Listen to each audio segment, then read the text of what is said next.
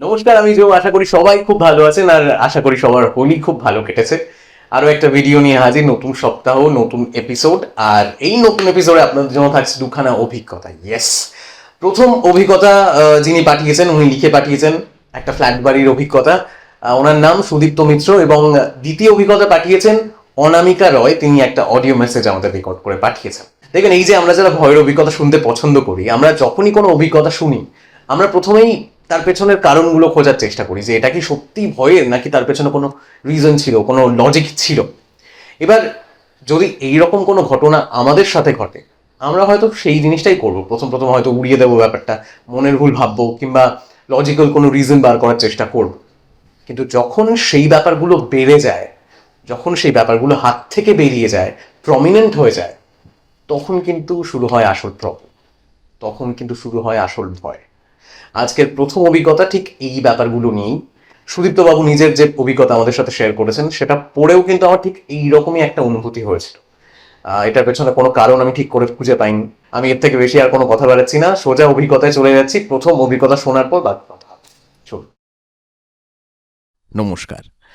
আজ আমি যেই অভিজ্ঞতাটা বলছি সেটা পুরনো নয়, এখনও সেটা ঘটে চলেছে কম বেশি। খুলেই বলি, আমার দিদি জামাইবাবু তাদের ছেলে মেয়ে কলকাতায় থাকেন। তারা কলকাতায় যেই জায়গাটায় থাকেন তার আসল নামটা আমি উল্লেখ করছি না, কারণ সেই জায়গাটা খুবই পরিচিত এবং শহরের ওপরেই। জামাইবাবুর আসল বাড়ি কলকাতায় না হওয়ায় তারা যখন কর্মসূত্রে এই জায়গাটায় এসে ভাড়া বাড়ির খোঁজ করেন, তখন খুব অবাকভাবে অনেক কম খরচায় একটা ফ্ল্যাট বাড়ি পেয়ে যান। বাড়ির মালিক দুটো স্টেশন পরেই থাকেন। এই ভাড়া বাড়িটায় প্রথম প্রথম একটু আনইজি লাগতো।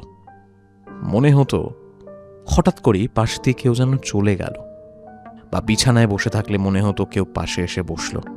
এইসব দিদিরা এত পাত্তা দেয়নি, কারণ তারা মনে করেছিল নতুন জায়গায় এলে অ্যাডজাস্ট হতে একটু সময় লাগেই। কিছু মাস এরমভাবেই কাটে, কিন্তু 6 মাস পর থেকেই ধীরে ধীরে অদ্ভুত কিছু জিনিস ঘটতে থাকে। আমার দিদির মেয়ে পড়ে ক্লাস 11-এ আর ছেলেটা ক্লাস 8-এ। কিন্তু তাদের সবার মনে হতো যেন তাদের সাথে আরও একটা ছোট্ট বাচ্চা সেই বাড়িটায় থাকে। হঠাৎ করে পায়ের শব্দ পাওয়া যেত। এমনও হয়েছে যে হয়তো ঘরের সবাই বসে আছে, কিন্তু হঠাৎ করেই মনে হলো যে কেউ যেন দরজা ফাঁকা করে ঢুকলো, আবার কিছুক্ষণ পর বেরিয়েও গেল। আমার দিদি জামাইবাবু বা বাচ্চারা কেউই ভূত বা প্যারানর্মাল জিনিসে বিশ্বাস করেন না, তাই তারাও এইসব ব্যাপার নিয়ে খুব একটা মাথা ঘামাননি। এইসব তো চলছিলই, এরই পাশাপাশি আরও একটা জিনিস হচ্ছিল দিদির ছেলের সাথে। হঠাৎ করেই তার খুব শরীর খারাপ হতে লাগলো, মানে আজ এটা তো কাল ওটা। ডাক্তার দেখানো হয়, রোগ সারে, কিন্তু আবার অসুস্থতা শুরু হয়। এই বাড়িতে আসার আগে কিন্তু তার কোনো রোগই ছিল না, কিন্তু তখনও দিদি বা জামাইবাবু তার এই অসুস্থ হয়ে পড়াটাকে ভাড়া বাড়ির সাথে কোনোভাবেই কানেক্ট করেনি।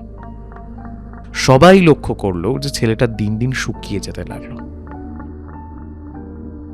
এরই মধ্যে একদিন ছুটিতে দিদিরা এবং আমরা সবাই মিলে গ্রামের বাড়িতে বেড়াতে গেছিলাম, সেটা অন্য রাজ্যে। তো গ্রামে এখনো অনেক বাড়িতেই ওয়াশরুম কিন্তু ঘরের বাইরে হয়। তো একদিন রাতে খাওয়া দাওয়ার পর দিদির ছেলে ওয়াশরুমে গেছে। ও ফিরে এসে আমার মাকে বলছে যে, দিদুন, এত রাতেও এই ছোট বাচ্চারা পাড়ার মধ্যে ঘুরে বেড়ায়, ওদের বাবা মা কিছু বলে না? এই কথা শুনে মা কিন্তু একটু অবাকই হলো। মা জিজ্ঞেস করলো, কোন বাচ্চা? এখানে তো সবাই তাড়াতাড়ি খেয়ে ঘুমিয়ে পড়ে, তোদের মতো এত দেরি করে তো ডিনার এখানে কেউ করে না। তখন সৌম্য, মানে দিদির ছেলেটা, বলল যে, না, আমি এক্ষুনি দেখলাম বাথরুম যাওয়ার সময় একটা ছেলে ওই দূরে দাঁড়িয়ে হাফ প্যান্ট পরা আমায় দেখে আমার দিকে তাকিয়ে আছে। আমি বাথরুম থেকে বেরিয়েও দেখলাম ও সেখানেই একইভাবে তাকিয়ে আছে। আমি কয়েক সেকেন্ড ওর দিকে তাকিয়েও ছিলাম। ও আমাকে ওখান থেকে হাত নেড়ে ডাকছিল, আমি পাত্তা না দিয়ে চলে আসছি। এই কথা শুনে আমরা সবাই কিন্তু খুব অবাক হলাম, কারণ এরপর ও যে রকম ডেসক্রিপশন দিয়েছিল ছেলেটার, ওই রকম কোনো বাচ্চা কিন্তু এদিকে নেই। আর এমনিতেও এত রাতে কোনো ছেলে বাড়ি থেকে বেরোবেই বা কেন? যাই হোক, ছুটি কাটিয়ে দিদিরা যখন কলকাতায় ফেরে তখন শুরু হয় আসল সব ঘটনা। তারা একদিন ঘুম থেকে উঠে দেখে যে ঘরের মোটা কাঠের দরজা কেউ মাঝখান থেকে চিড়ে দিয়েছে। একদিন রাতে ওয়াশরুমে গিয়ে দেখে যে চারপাশের দেয়ালে সিলিংয়ে কোনো ছোট বাচ্চার সাবান মাখা হাতের ছাপ। কোনোদিন এমনও হচ্ছে যে যতবারই জল তোলা হচ্ছে কিভাবে যেন কিছুক্ষণ পর পুরো ট্যাঙ্ক খালি হয়ে যাচ্ছে, কিন্তু কোথাও কোনো লিকেজ নেই। এরপর তো সন্ধ্যাবেলায় রান্নাঘর থেকে তারা একটা আওয়াজ শোনে। তারা গিয়ে দেখে প্রেসার কুকারটা কে যেন দুমড়ে মুচড়ে রেখে গেছে। ততদিনে জামাইবাবু কিন্তু কনভিন্সড যে এইটা নর্মাল হতে পারে না। তারা মালিককে জানায়, কিন্তু মালিক মানতে চান না যে ওনার বাড়িতে কিছু আছে বা এরকম ব্যাপার হচ্ছে। তিনি আবার বলেন যে আশেপাশে এত লোক থাকেন, কই তারাও তো তাহলে জানতো। দিদি জামাইবাবু কি স্টেপ নেবে বুঝতে পারে না। তো আমরা আমাদের বাড়ির এদিকে একটা বড় কালী মন্দির আছে, শান্তি কালী মন্দির, সেইখানে যাই। সেখানে একজন আছেন গুরুজি, যার কাছে প্রতিনিয়ত মানুষ নিজেদের বিভিন্ন সমস্যা নিয়ে আসেন। আমরা যখন যাই শুধু এইটুকু বলি যে আমার দিদির পরিবারের সাথে এইরকম প্রবলেম হচ্ছে, কিন্তু ইন্টারেস্টিং ব্যাপার, উনি নিজে থেকেই কি করে যেন বাকিটা বুঝে গেলেন। উনি তখন আমাদের বলেন, তোমার দিদিরা যে বাড়িতে থাকছে ওই বাড়িটা ভালো নয়, ওখান থেকে যত তাড়াতাড়ি সম্ভব অন্য কোথাও শিফট করতে হবে। আর এটাও বললেন যে একটা বাচ্চা ছেলের উপস্থিতি আছে, আর ওই বাচ্চাটা সৌম্যর সাথে নাকি খুব অ্যাটাচড।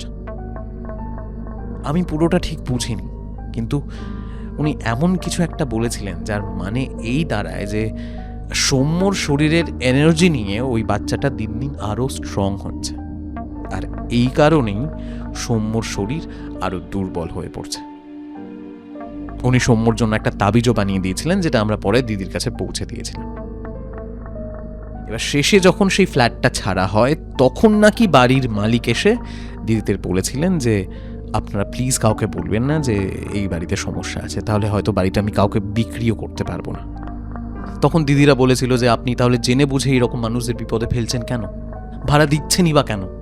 তখন উনি কি বলবেন বুঝে উঠতে পারেননি। তখন বলেছিলেন যে উনি পুজো আর্চা করিয়ে সব ঠিক করাবেন।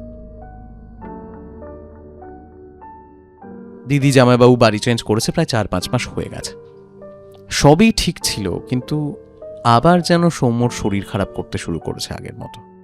ও আবার বলছে যে ওর মনে হয় ওর আশেপাশে কোনো বাচ্চা ছেলে আছে, কিন্তু আবার এও বলে যে ওর নাকি আর ভয় লাগে না আজকাল, কারণ ওর জন্য নাকি এটাই নর্মাল। ও তো বাচ্চা, ও তো কত কিছুই বলবে, কিন্তু আমরা আজও এটা বুঝতে পারি না ওটা কি ওই বাড়ির বাচ্চাটাই কিনা যে গ্রামের বাড়িতেও ওকে ফলো করে এসেছিল। আমরা সিদ্ধান্ত নিয়েছি দিদিরা আমাদের এদিকে আসলে এবার আমরা সৌম্যকে নিয়ে গুরুজির কাছে যাব।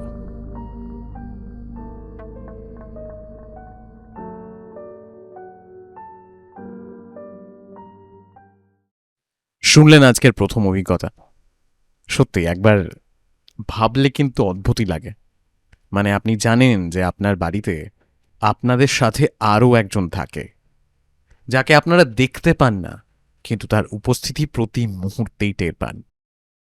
বেশ গা ছমছমে একটা অভিজ্ঞতা। সত্যি যার সাথে হয় সেই বোঝে। যাই হোক, মাঝখানে ছোট্ট করে বলে রাখি, যদি আপনি আপনার অভিজ্ঞতা আমাদের সাথে শেয়ার করতে চান, আপনি আপনার অভিজ্ঞতা আমাদের পাঠিয়ে দিতে পারেন আমাদের ফেসবুক পেজে, অথবা মেইল করতে পারেন। আমাদের ইমেল অ্যাড্রেস storywithjoe@gmail.com। আজকের দ্বিতীয় অভিজ্ঞতা বেশ ইন্টারেস্টিং একটা ব্যাপার নিয়ে। আমরা তো সবাই কম বেশি কুলধারা গ্রামের ব্যাপারে শুনেছি। এই কুলধারা গ্রাম নিয়ে কিন্তু লোকমুখে বিভিন্ন কথা প্রচলিত আছে। আমাদের আর্কিওলজিক্যাল সার্ভে অফ ইন্ডিয়ার তরফ থেকেও সেই জায়গাটাকে কিন্তু একটা হন্টেড প্লেস হিসেবে চিহ্নিত করাও হয়েছে। নিজের অভিজ্ঞতা শেয়ার করেছেন অনামিকা। অনামিকা এবং তার হাজব্যান্ড যখন রাজস্থান ঘুরতে যান এবং সেখান থেকে কুলধারা ভিজিট করার সময় তাদের সাথে ঠিক কী ঘটনা ঘটেছিল, আমরা সেটা শুনে নেব অনামিকার মুখ থেকেই। হাই, আমি অনামিকা রায়। আমি বহরমপুর মুর্শিদাবাদ থেকে বলছি। আমার সাথে ঘটে যাওয়া একটা ঘটনা আমি সবার সাথে শেয়ার করব। এরকম অনেক ঘটনাই আছে, তো আমি ঘটনাটা শেয়ার করছি। তার আগেই বলে রাখি যে তোমার সব আমি ভিডিওগুলো দেখি, আমার ভীষণ ভালো লাগে, সব গল্পগুলো খুব সুন্দর, আমার খুব ভালো লাগে। তো এই গল্পগুলো শুনে আমার ইচ্ছে হয়েছে যে আমিও আমার কিছু অভিজ্ঞতা তোমাদের সাথে শেয়ার করব, যেগুলো আমার সাথে ঘটেছে সেগুলোই শেয়ার করব। তো আমি ঘটনাটা বলি। সালটা ছিল 2022 নভেম্বর মাস। আমার বিয়ে হয়েছে 2020-তে। তো তারপরে লকডাউন হয়ে যাওয়ার জন্য আমরা হানিমুন যেতে পারিনি। কোথাও একটা যাবো করে খুব প্ল্যান ছিল আমার আর আমার হাজব্যান্ডের। ও আমাকে বলে যে কেরালা যাওয়ার কথা। তো আমার কি জানি প্রথম থেকেই অনেকের যেমন একটা ইচ্ছে থাকে যে এখানে যাব সেখানে যাব, বাট আমার প্রথম থেকেই ইচ্ছে ছিল যে আমি রাজস্থান যাব। আমার রাজস্থান যাওয়ার খুব ইচ্ছে ছিল। তো আমার হাজব্যান্ডকে আমি বলি যে দেখো, আমি কেরালা যাব না, আমি রাজস্থান যেতে চাই। তো আমাকে ও এক কথায় রাজি হয়ে যায়, বলে ঠিক আছে চলো, তোমার যেখানে ভালো মনে হয় তুমি সেখানেই চলো। তারপরে আমরা হঠাৎ করে প্ল্যান করি 2022 নভেম্বর মাসে যে আমরা রাজস্থান যাব। টিকিটও বুক করা হয়ে যায়। তো আমরা বেরিয়েও যাই। 20 দিনের ট্যুর ছিল। তো ফার্স্টেই গিয়ে জয়পুরে আমরা পৌঁছাই। তো জয়পুরে 2 দিন থেকে সেখানে সব কিছু দেখে তারপরে আবার চিত্তরগড় চলে যাই, তারপরে যোধপুর চলে যায়। এরকম করে আমরা পুরো রাজস্থানটাই ঘুরেছি।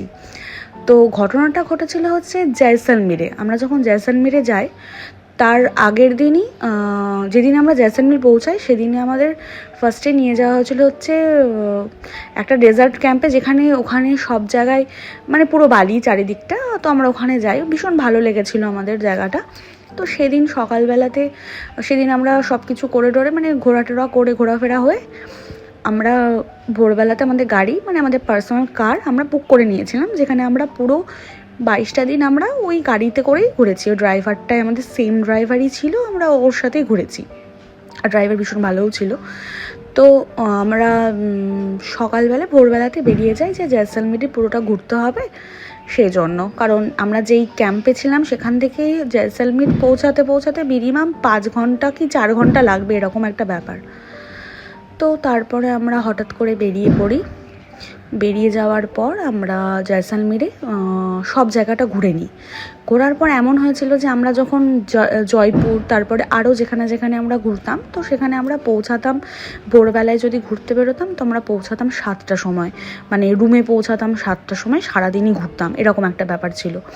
তো সেই দিন কি হয়েছিল, আমরা জয়সলমীরের পুরোটা ঘোরার পরও আমরা না দুপুর 2টোর সময় আমাদের পুরো ঘোরা কমপ্লিট হয়ে যায়। এবার খাওয়া দাওয়া করার পর আমাদের ড্রাইভার বলে যে ম্যাম আপনাদের তো খুব তাড়াতাড়ি সব ঘোরা হয়ে গেছে, তো আপনারা কি রুমে যাবেন না আপনারা আরও কোথাও যাবেন? তো আমরা বলি এখানে কি আর কোনো জায়গা আছে যেখানে ঘোরা যাবে? তো উনি বলেন যে হ্যাঁ আছে, কুলধারা গ্রাম আছে। অ্যাকচুয়ালি আমি রাজস্থান যাওয়ার আগে আমি রাজস্থানের পুরো ইয়েগুলো দেখেছিলাম ইউটিউবে। সেখানে আমি ভাঙ্গারের অনেক কেস মানে দেখেছি, মানে ইউটিউবে সার্চ করে দেখেছি। কুলধারা গ্রাম সম্বন্ধে আমি জাস্ট নর্মালি, মানে হয় না একটা কোনো কিছু দেখলাম নর্মাল ছেড়ে দিলাম, এরকম একটা ব্যাপার হয়েছে। কিন্তু কোনো দিন এরকম না যে আমি ভালো করে জিনিসগুলোকে দেখেছি বা কিছু। তো হঠাৎ করে আমার মনে পড়ে যে হ্যাঁ আমি এটা তো ইউটিউবে শুনেছিলাম, তো জায়গাটা নাকি হন্টেড টাইপের, তো যাই একবার দেখেই আসি কীরকম, মানে নিজের চোখে দেখবো, যেটা আমি ইউটিউবে দেখেছি। সেখানেই প্ল্যান হয়ে যায় যে হ্যাঁ চলুন। তো ড্রাইভার রীতিমতো গুগল ম্যাপ অন করে দেন। ড্রাইভার এরকম রাস্তা ধরে, তো রাস্তাটা যাওয়ার সময় না ভীষণই মানে বিরক্তিকর একটা ব্যাপার, মানে ভীষণ এবড়ো খেবড়ো রাস্তা দিয়ে যাচ্ছে। তো আমি প্রথমেই বলি যে রাস্তাগুলো আমার না ভালো লাগছে না। তো উনি বলেন না ম্যাম এরকম রাস্তা তো এরকমই, মানে তাড়াতাড়ি হয়ে যাবে, আপনি চলুন। তো আমরা কিছুটা যেতে হঠাৎ করে দেখছি 4-5টা ছেলে আমাদের গাড়িটাকে চেপে ধরে, মানে ছেঁকে ধরে, আগে যাওয়া যাবে না এরকম বলতে থাকে। তো আমরা প্রথমেই বলি যে না, আমরা তখন 3টে বাজছে, মানে আমাদেরকে 5টার আগেই আমাদেরকে ফেরত আসতে হবে, এরকম একটা ব্যাপার। কারণ আমরা যেখানে খাচ্ছিলাম তারা বলে যে আপনারা কুলধারা গ্রাম যান, কিন্তু আপনারা 5টার আগে ফেরত আসবেন, কারণ তখন সব জায়গা বন্ধ করে দেয় আর ওখানে কাউকে থাকতে দেয় না। তো আমরা সেইভাবেই বেরিয়েছি। ওরা আমাদের গাড়িটা আটকে দিয়েছে। এবার আমাদের মাথাতে আছে আমাদের তাড়াতাড়ি আসতে হবে। তো আমরা না ওই বাচ্চাগুলোর অত কথা না শুনে বলে যে বাচ্চাগুলো বলে যে আগে যাবেন না, আগে গেলে এরকম নদী আছে, খাই আছে, এরকম বলছে, বালি ভর্তি, আপনাদের গাড়ি আটকে যাবে। তো আমরা পাত্তা না দিয়ে, বাচ্চা ছেলেদের পাত্তা না দিয়ে আমরা রীতিমতো জায়গা দিয়ে নেমে যাই। যাওয়ার পর কিছুটা যাওয়ার পর দেখি সত্যি সত্যি বালি আছে। তো আমাদের ড্রাইভার বলে যে এইটুকু বালিতে কিছু হবে না, আমরা ঠিক চলে যাব। উনি গাড়ি যেভাবে হোক বের করে নিয়ে যান। তারপরে আমরা যাচ্ছি যেতে যেতে দেখছি একটা ট্রাক আসছে। তো আমরা জিজ্ঞাসা করি যে এখান থেকে কুলধারা গ্রাম যেতে কতটা টাইম লাগবে, আর কোন রাস্তা, ঠিক যা রাস্তা দিয়ে যাচ্ছি তো?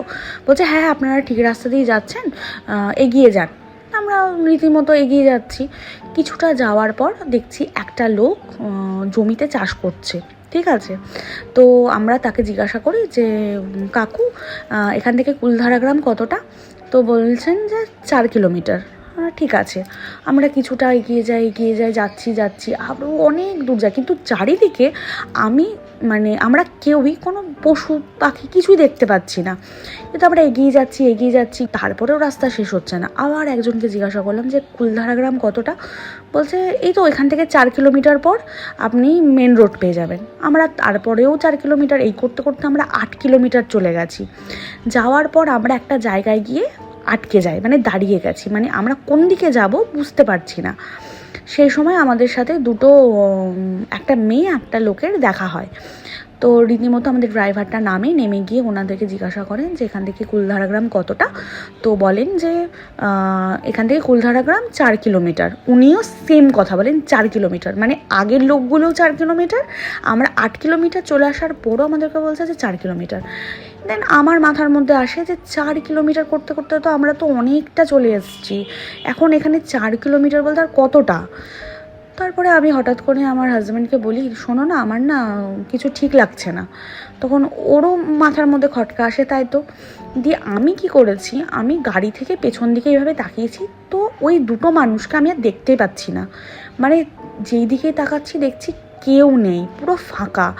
আমার প্রচণ্ড ভয় লেগে গেছে। আমি বলছি কী ব্যাপার হলো, এরকম কেন হচ্ছে?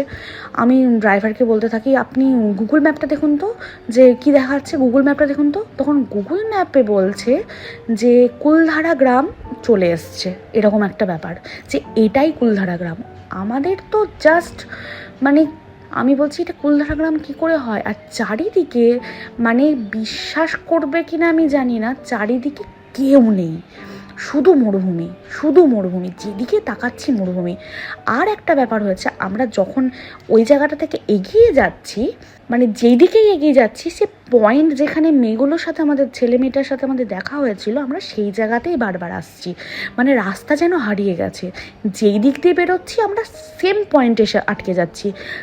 আমরা যদি ডান দিক দিয়ে যাচ্ছি, তো আমরা বাঁ দিক দিয়ে যখন বেরিয়ে আসছি তখন আমরা ওইখানটাতেই পৌঁছাচ্ছি।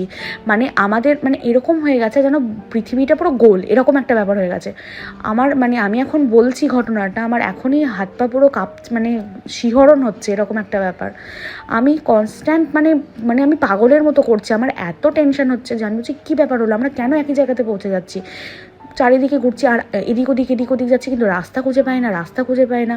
আমরা যে রাস্তা ধরে এসেছি সেই দিক দিয়েও যাওয়ার চেষ্টা করছি, তো আমরা রাস্তা খুঁজে পাচ্ছি না, সেই জায়গাতে এসে আটকে যাচ্ছি। আমার হাজব্যান্ডের তো ভীষণ ভয় হয়ে গেছে, আমার তো ভীষণ ভয় হয়ে গেছে। ইভেন যে ড্রাইভার ছিল উনি ভয় পেয়ে উনি কাঁদতে আরম্ভ করে দিয়েছেন রীতিমতো। আমরা ওকে দেখে আরও ভয় পেয়ে গেছি যে উনি কাঁদছেন কেন, উনি তো এখানকার। আমি বলছি আপনি তো চেনেন? বলছে না ম্যাম আমরা চিনি না, আমি তো চিনি না, আমি এই প্রথম আসছি। আমি আর ভাবতে পারছি না যে কি হচ্ছে। সেই সময় আমি দেখছি না, এইভাবে যদি ভেঙে পড়ি তাহলে আমরা কোনো দিনই বাড়ি পৌঁছাতে আমাদের জায়গাতে পৌঁছাতে পারবো না, রোড ধরতে পারবো না। তো আমি আমার হাজব্যান্ডকে আমি সবাইকে বলি যে তোমরা কেউ বেশি টেনশন করো না, হনুমান চালিসা চালাও।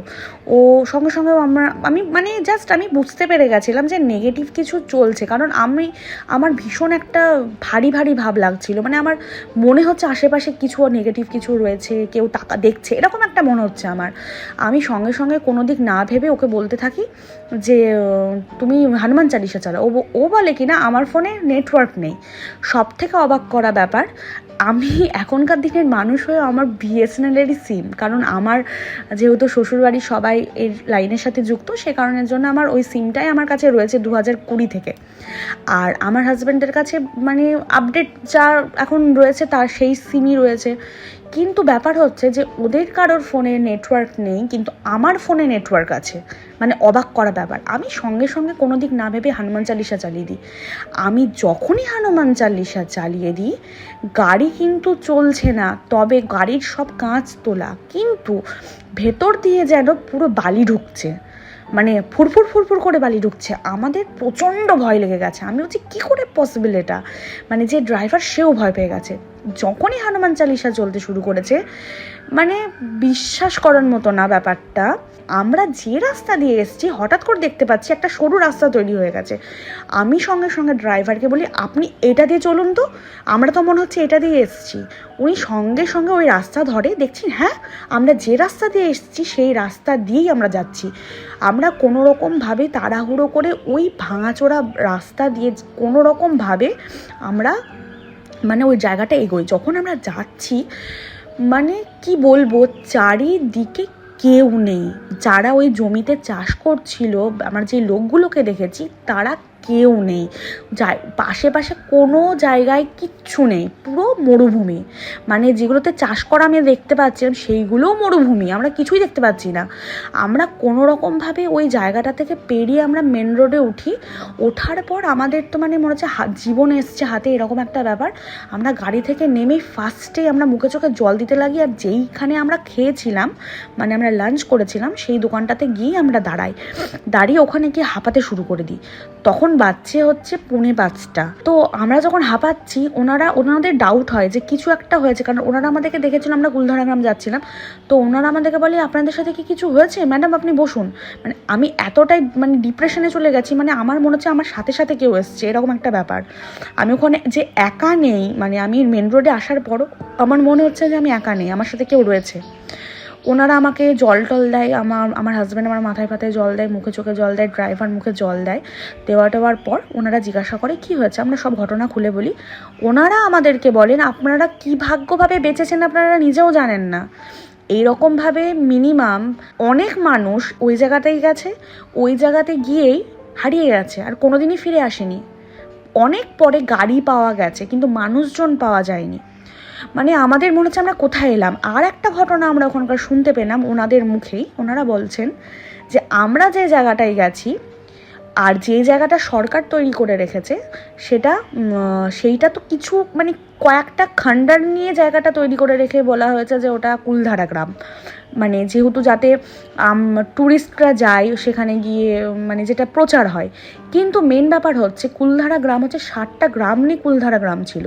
মানে আমরা যে জায়গায় পৌঁছেছিলাম সেটা হচ্ছে আসল কুলধারা গ্রাম, যেটাকে সরকার কখনোই চিহ্নিত করেনি।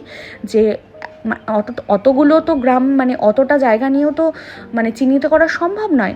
যেটুকু বেঁচে ছিল জায়গা, যেটুকুতে কয়েকটা ঘর বাড়ি পোড়া হয়ে গেছে, মানে ভেঙে টেঙে গেছে, সেইটুকুকেই জাস্ট একটা ট্যুরিস্ট পয়েন্ট করে রাখা হয়েছে, আর বাদ বাকি জায়গাগুলোকে করেনি। সত্যি বলছি, এই ঘটনাটা হওয়ার পর আমি সেই দিন রুমের মধ্যেও থাকতে পারছিলাম না। আমার সারা রাত মানে খুব ভয় গেছে। আমি মানে খুব ভয় পেয়েছি, যেখানে আমি একটুও ভয় পাই না। আমি ভীষণ সাহসী, আমাকে সবাই বলে, কারণ আমি একটুও ভয় পাই না। কিন্তু আমি প্রচণ্ড ভয় পেয়েছিলাম, এতটাই ভয় পেয়েছিলাম যে আমি যে হাসি মুখ নিয়ে আমি রাজস্থান ঘুরতে গেছিলাম, কিন্তু আমি বাড়ি আসার সময় আমার মুখটা একদমই ঠিক ছিল না।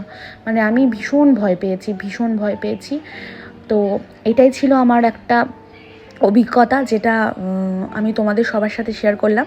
তোমরা ভালো লাগলে আমাকে অবশ্যই জানিও। আমি আরও ঘটনা রয়েছে যেগুলো আমি নিজে, আমার ফ্যামিলি নিজে মানে সাফার করেছে, সেগুলো আমি শেয়ার করব। Thank you. শুনলেন অনামিকা রায়ের অভিজ্ঞতা। এই ঘটনা শুনে অনেকগুলো প্রশ্ন ডেফিনেটলি ওঠে। এটাও মনে হয় পাশাপাশি যে সত্যিই কি নেগেটিভ কিছু ছিল, নাকি সবটা মনের ভুল। তারা এমনিতেই রাস্তা খুঁজে পাচ্ছিলেন না। তবে যেভাবেই হোক না কেন, তাদের হানিমুনটা কিন্তু বড্ড মেমোরেবল হয়ে গেছে। এই ছিল আজকের আমাদের দুখানা অভিজ্ঞতা। কেমন লাগলো জানাতে একেবারেই ভুলবেন না। আর আবারও, যদি আপনি আপনার কোনো অভিজ্ঞতা আমাদের সাথে শেয়ার করতে চান, নিজের অভিজ্ঞতা আমাদের সাথে শেয়ার করতে পারেন আমাদের ফেসবুক পেজে, অথবা মেইল করতে পারেন আমাদের ইমেল অ্যাড্রেস storywithjoe@gmail.com। দেখা হচ্ছে পরের ভিডিওতে।